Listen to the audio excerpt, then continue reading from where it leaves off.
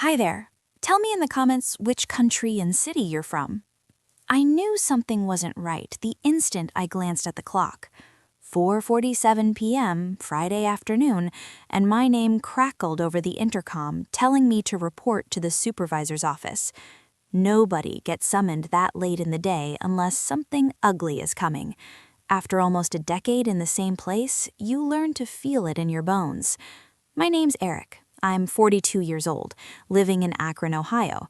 The distribution warehouse was 10 minutes from my house, close enough that I could practically drive there on autopilot. Nearly 10 years in the same role, under the same roof. I'd started believing, stupidly, that I'd finish my working life there. The office smelled like burnt coffee and chemical cleaner, that sour mix of neglect and half-hearted effort. Mr. Lucas sat behind his desk, stiff as a statue. He didn't greet me, didn't even look up. He just pointed at the chair across from him. An envelope sat perfectly centered on the desk, like it had been placed there with a ruler. He kept his eyes on the paper in front of him, not once meeting mine. When he finally spoke, it was flat and rehearsed. Due to departmental restructuring, today would be my final day. Termination effective immediately. I didn't protest or ask why. I nodded like he'd just told me rain was in the forecast. Said I'd review the documents at home. The chair felt cold and unforgiving beneath me. My hands were damp, sliding slightly on the armrests, but I forced myself to stay still. Lucas looked uneasy but not remorseful, more like he wanted the whole thing over as quickly as possible. I walked out without another word. On the warehouse floor, people stared just long enough to be obvious, then pretended they hadn't seen a thing. HR was already waiting by my locker. Some woman I barely recognized held out a cardboard box like I might collapse or start yelling. She hovered close, arms crossed, watching every move as I packed up my things, like I might pocket a stapler on my way out. Almost 10 years of my life, gone in minutes. What burned the most was the timing. My 10-year vesting date was the next day, Saturday. I'd been counting toward that profit-sharing bonus since my first year, $4.2 million. I never said the number out loud before, like speaking it might curse it. They must have figured firing me a few hours early meant they could keep every penny. I didn't slam the locker or make a scene. I didn't say goodbye. I carried the box to my car and sat there in the parking lot, hands locked around the steering wheel, heart pounding like I'd sprinted a mile. Then I drove home in silence, radio off. I dumped the box on the kitchen table and ripped open the envelope. Everything inside was already filled in, signed, stamped, and dated, neat and official, like it had been prepared days in advance. 10 pages of legal language spelling out severance, benefits, expiration dates, and liability releases. No room for discussion, just a line at the end waiting for my signature. I checked the date again. Friday, 1 day before my 10-year mark. Not subtle at all. This wasn't an accident. I went straight to my closet and pulled out an old plastic file bin, heavy with dust and paperwork. Every document I'd ever kept since day one was in there. Pay stubs, schedules, benefit summaries, the original employment contract. Thick packets still sealed in the same plastic sleeve Rachel had handed me years ago. Rachel's been my friend since college, now a lawyer in Cleveland. When I got hired, she insisted on reviewing the contract for free. I'd almost brushed it off back then. I was grateful now. I flipped through page after page until I found the bonus clause. At first glance, it looked standard, vesting at the end of business on the 10-year anniversary. Then I looked closer. In the margin, written in blue ink, was Rachel's handwriting, suggesting a change to calendar day effective at 0 hours. Right beneath it were the company lawyer's initials and the date. Clean, undeniable. Vesting at midnight, not end of shift. I stood there staring, breathing harder than I realized. Then I called Rachel. She answered immediately. She said she'd been expecting this. When I asked how, she said companies pull this move all the time. She told me not to sign anything. I told her the exact time they fired me. She laughed once, sharp and humorless. Too late, she said. You vested at midnight. It's yours. They messed up. My chest tightened. I asked if she was serious. She said absolutely. I had their signature.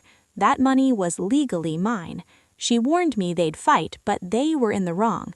All I had to do was wait. That night, sleep never came. I made coffee around 9 and left it in a thermos, left every light on and set multiple alarms at midnight. At 11:59, I logged into my account. Nothing. Refreshed at 11:58. Still nothing. At 12:01, a green check flashed briefly on the screen. I refreshed again. Profit sharing bonus, $4,200,000 vested. I froze. By 12:05, it was fully posted. I took screenshots, saved them everywhere, backed them up, and emailed them to myself with the subject line, "They screwed up." I wasn't scared yet. I was amped. I sent everything to Rachel, grabbed my coat, and stepped outside. The cold air slapped my face. I stood in the driveway breathing deep. $4.2 million. Real, not hypothetical. They thought they were clever. They were off by 5 hours.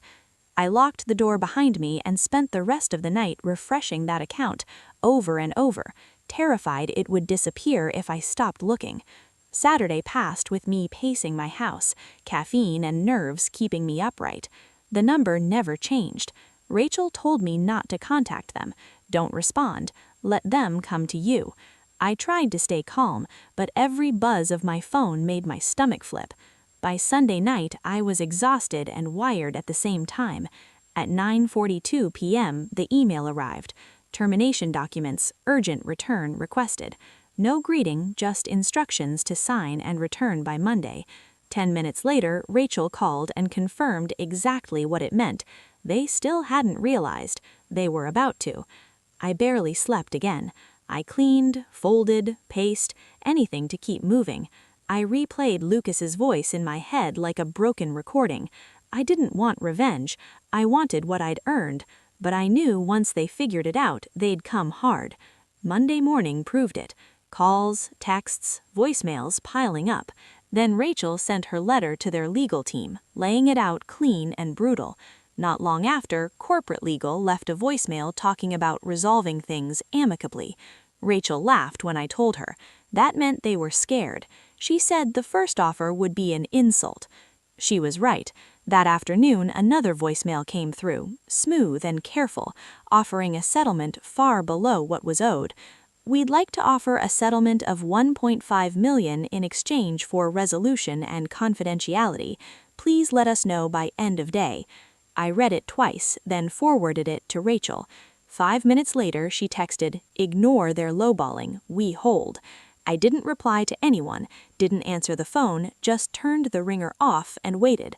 By 5 p.m., the calls picked up again. 3 more. First one was polite, just a repeat of the same offer with a little more urgency. Second one had edge to it. Something about protecting both parties from escalation. Third one came in at 7:12. Same guy, but now his voice cracked halfway through the message. Said something about hoping we could maintain professionalism. That one made me smile just barely. They'd miscalculated. They thought I'd be scared, that I'd take the cash and run, but they were the ones fumbling now, trying to close a door they'd kicked open themselves. I didn't pick up a single call, didn't type a single word. I sat there in my living room watching the sun go down, thinking about how quiet it was on Friday when they thought they'd won. Now it was Monday night and they couldn't stop calling. I was still letting the calls go to voicemail when Wednesday morning rolled around. Phone buzzed again, but this time it was a name I hadn't seen in over a year. Joe Rinker. He used to work in shipping. Quiet guy, solid worker. Got let go last spring out of nowhere. His message was short, just a text. "Did they fire you before your bonus?" I stared at it for a second, then called him. "Yeah," I said, "day before my tenure." He let out a dry laugh. "Same, 9 years, 364. They canned me on a Thursday. I was supposed to vest Friday morning." "What did they give you?" I asked. "Severance and a handshake. Lawyer said I didn't have a case, signed the papers and walked out." I didn't say anything right away. My jaw clenched so tight I felt it in my teeth. I think they screwed us both, he added. I hung up and called Rachel. She picked up mid-ring. What's up? I just heard from Joe in shipping, I said. They did it to him too, same exact timing. Her voice shifted instantly. If they've done this before, it's not an accident, it's a pattern. We're looking at something way bigger. I could hear her typing before I even finished talking. That afternoon, she had me comb through everything I remembered. People who left suddenly, coworkers who disappeared right before hitting big milestones. I gave her names and she dug. By Thursday morning, she had 4 more. Joe, Monica, Daryl, and Lisa. All of them were long-timers. All of them let go within 72 hours of their vesting cliffs. Different departments, same story. Quiet exits, small checks, NDAs. Rachel was fired up. They've been pulling this stunt for years, she said. Systematic, coordinated, and probably illegal. At 8 a.m. Friday, she filed a new legal demand, not just for me, for all 5 of us. She named names, dates, contracts, attached the termination language, pointed straight at the pattern. She didn't file a lawsuit yet, just a warning shot across their bow, but the tone was clear. We're coming. Then she reached out to each of them personally. Joe, Monica, Daryl, Lisa. She told them their NDAs didn't protect illegal behavior. If fraud was involved, if they were misled, manipulated, or fired with intent to block payment, they could speak up. Some of them were scared. You could hear it in their voices. Lisa asked, "You sure they can't come after me for talking?" Rachel didn't flinch.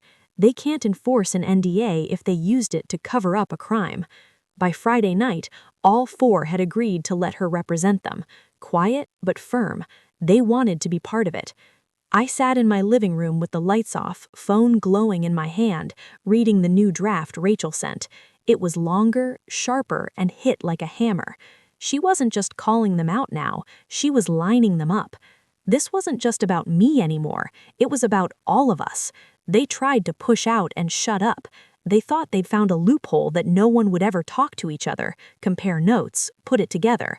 But now we had the receipts and we weren't going away. By Monday morning, I was expecting another call, and I got it, only this time it wasn't begging, it was bait. They offered me $2.8 million, said it would settle everything, but only if I signed a full confidentiality clause. Rachel almost choked when I read the email out loud. "Still not enough," she said, halving, "and they're still trying to shut you up." "They're getting closer," I said. "Not close enough," she replied. "We don't settle unless you get the full amount, legal fees, severance, benefits continuation, and we force a change to their bonus policy, period." I nodded, even though she couldn't see me. It felt good having someone in my corner who wasn't scared of them. That was Monday. By Tuesday morning, they flipped the whole damn table. Rachel called me around 10 a.m., voice sharp. "They just filed on you, federal court. They're suing you for fraud." I stopped what I was doing and just stood there, phone to my ear. "What?" She sighed. "They're accusing you of manipulating your contract language, acting in bad faith, conspiring with me, lying about your hours, and tricking their legal team." My legs went cold, like I couldn't feel the floor. I sat down on the edge of my bed, staring at the wall. "You're kidding." "I wish," she said. 47 pages, all smoke, all scare tactics. The email hit my inbox 20 minutes later. Formal copy of the lawsuit. I opened it, my name in bold on the front page. The accusations read like fiction. They said I had intentionally misrepresented vesting terms, said I worked with outside counsel to deceive company leadership, claimed I wasn't owed a single cent. I scrolled through it, chest tight. Legal garbage stacked up to make me look like a damn thief. I called Rachel back. "They're trying to make me look like I broke the law." "They know you didn't," she said. "This is what they do when they're losing. They try to make it expensive, ugly, and public." What do we do? We fight harder. That night, she drove down with a bottle of wine and a rolling suitcase, said she'd be crashing in my guest room for a few days. They want a war? Let's give them one. We sat at my dining table for hours, laptop open, papers spread everywhere. "Pull up your emails," she said. I logged in and started going through everything from the last 10 years: schedules, meeting invites, HR memos, performance reviews, every shred of proof I was doing my job and following the damn rules. She flagged every document with anything useful, even calendar entries showing I was working late or covering for someone else, said it mattered. At one point, she stopped and looked at an old note I'd sent to HR about my 10-year mark coming up. She tapped the screen. "This one's gold. You gave them notice. They can't pretend they didn't know." By Thursday morning, the table was buried in files. My neck hurt, my eyes were shot, but I wasn't tired, not even close. Rachel stretched her back and poured another glass. "They think we're bluffing," she said. "They think you'll fold." I looked at the stack of evidence we'd built in just one night, my whole career laid out in emails and pay stubs. "They picked the wrong guy," I said. She raised her glass. "Damn right they did." Rachel stayed the rest of the week. By the time she left, we had a drive packed with files and a case outline as thick as a phone book. 3 weeks later, discovery started. I couldn't see most of it: legal stuff between firms, back and forth filings, protective orders, but Rachel kept me in the loop.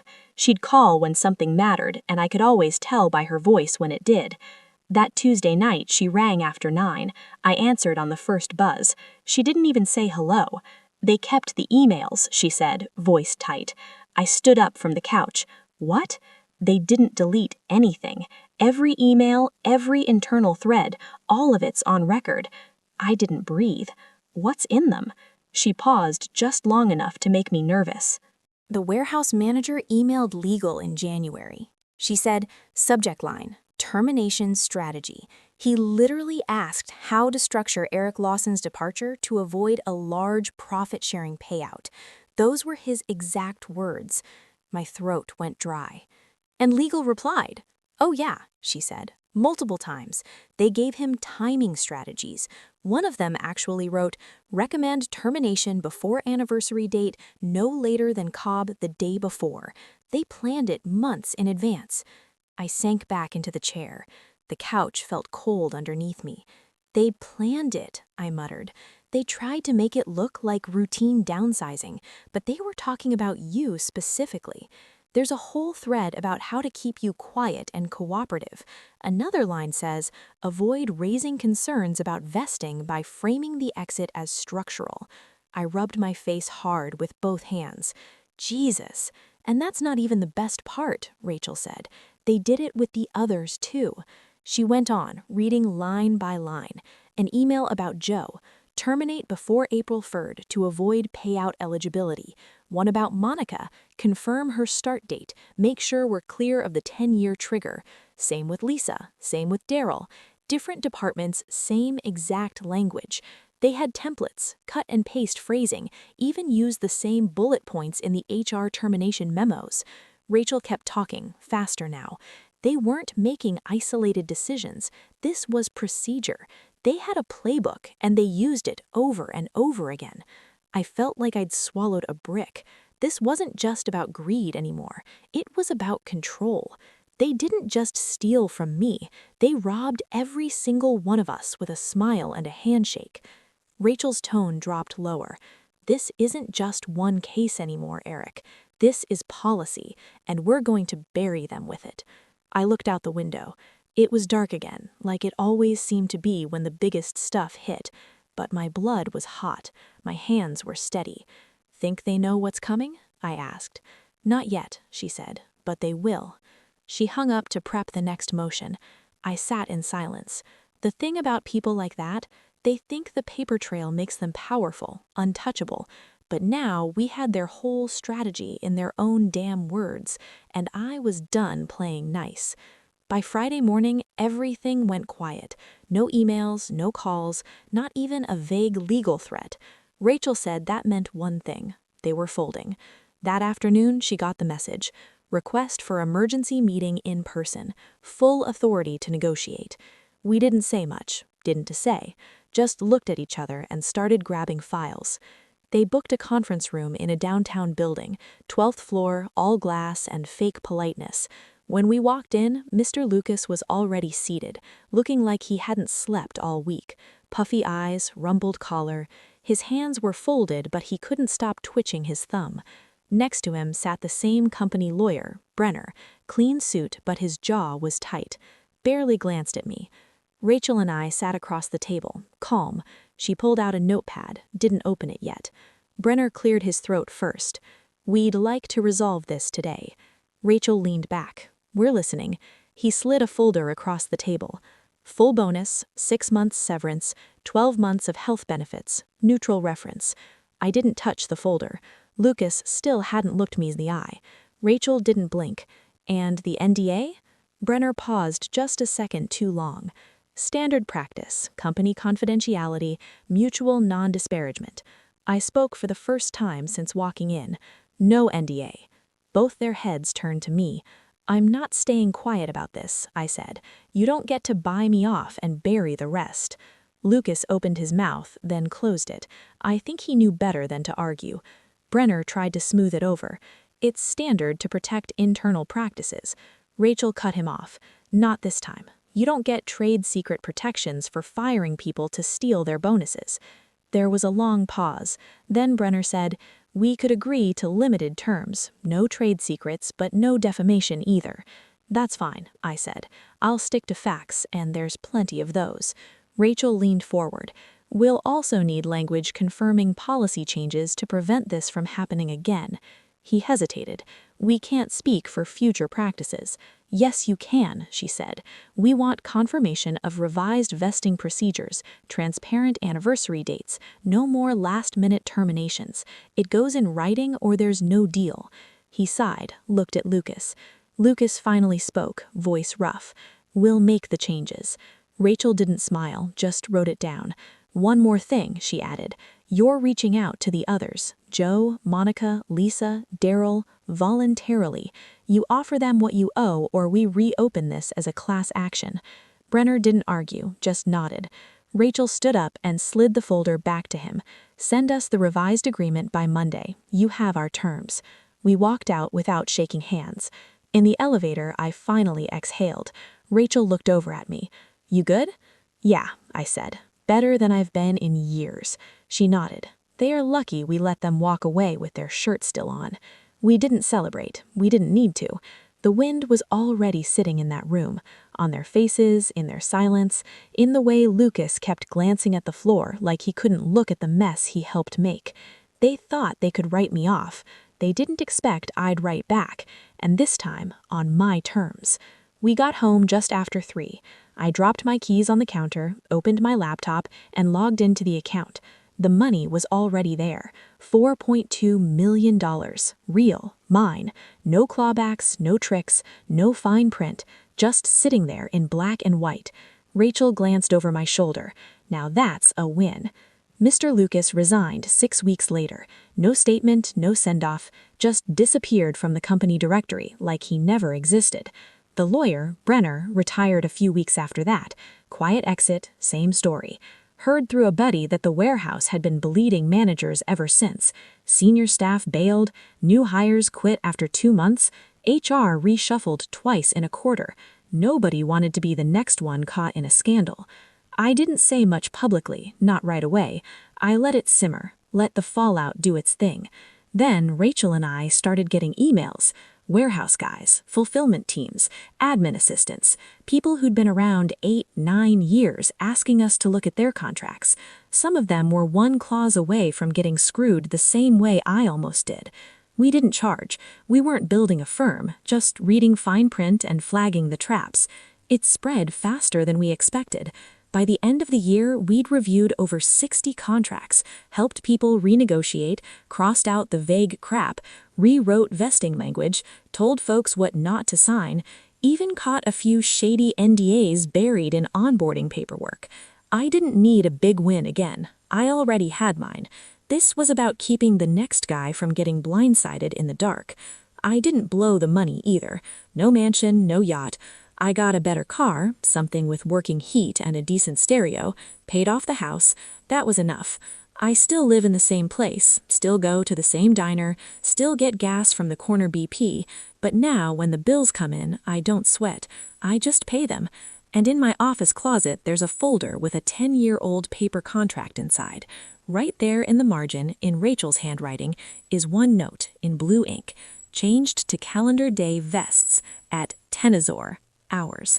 I kept that page, framed it actually. Some things you hang on to.